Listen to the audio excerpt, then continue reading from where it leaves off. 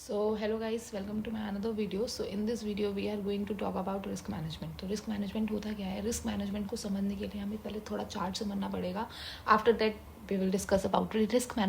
So guys ये Nifty का chart है और यहाँ पे मैं प्लॉट करके दिखाऊंगी आपको सपोर्ट एंड रेजिस्टेंस. तो यहाँ पे आप देख सकते हैं सपोर्ट है. सपोर्ट वो होता है जहाँ पे सारे बायर्स बैठे रहते हैं मार्केट को ऊपर की साइड ले जाने को, और रेजिस्टेंस होता है जहाँ पे सारे सेलर बैठे होते हैं मार्केट को डाउन ट्रेंड में लाने को. सो मैं आप लोगों को बेसिकली रिस्क मैनेजमेंट के बारे में बताऊंगी कि एसएल कहाँ पे प्लॉट करना है. और मार्केट में सिर्फ कैंडल स्टिक पैटर्न ही इनफ नहीं होता है, बहुत सारी चीज़ें मैटर करती है गाइस. जो कहते हैं ना कि कैंडल स्टिक पैटर्न कर लो और आप बहुत अच्छे ट्रेडर बन जाओगे, ऐसा नहीं है. You have to give at least 3 years in the market, at least बोला है मैंने, ठीक है. मतलब हो सकता है आपको 5 साल भी लग सकते हैं, बट तो इसमें आपको जैसे ये दिख सकता है कि इस सपोर्ट को अगर मार्केट तोड़ेगा जहाँ पे एरो है, तो ये मार्केट हमारा डाउन ट्रेंड में चला जाएगा, क्योंकि सारे के सारे सेलर ही इसमें भर जाएंगे और नेक्स्ट सपोर्ट तक आपका डाउन ट्रेंड तक रहेगा. उसके बाद फिर से सारे बायर ऊपर के डायरेक्शन में लेके जाएंगे. तो इस कैंडल स्टिक पैटर्न के थ्रू, सिर्फ कैंडल स्टिक पैटर्न मैंने आपको बताया है, ठीक है. लेकिन आपको सिर्फ कैंडल स्टिक पैटर्न इनफ नहीं रखना है. लेकिन अभी सिर्फ मैं आपको कैंडल स्टिक पैटर्न के थ्रू आपको बताऊंगी कि एस एल स्टॉप लॉस हम कैसे लेते हैं, ठीक है. तो मैं आपको स्टॉप लॉस का रिस्क मैनेजमेंट बताऊंगी कि कैसे क्या होता है, ठीक है.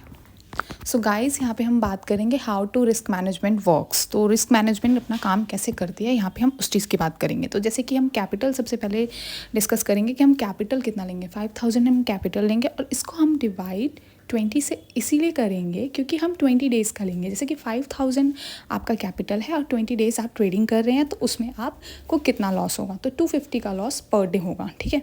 ऐसे मान के चलेंगे 5,000 अगर आपका कैपिटल है तो 250 का आपका लॉस पर डे होगा. वो भी 5 पॉइंट लेंगे हम एस का, मतलब एस हमारा 5 पॉइंट्स का रहेगा.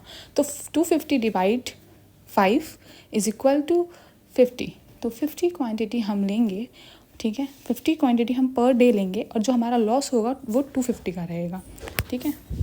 इसको हम ढंग से समझेंगे. जैसे कि आप पर डे 5,000 से आप ट्रेड कर रहे हैं 50 क्वांटिटी का, ठीक है. जो आपका लॉस होगा वो सिर्फ 250 का होगा.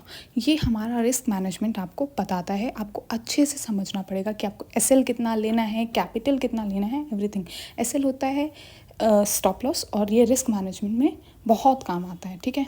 तो एसएल पे आपको पूरा फोकस करना है और अच्छे से करना है, ठीक है गाइस. और इसके बाद हम पढ़ेंगे फिबोनाची रिट्रेसमेंट. ये तो हम लोगों ने मैथ्स में भी पढ़ा होगा, ठीक है. तो फिबोनाची बहुत लोगों ने सुना भी नहीं होगा, ठीक है. 9 EM में पढ़ेंगे, 100 EM में पढ़ेंगे.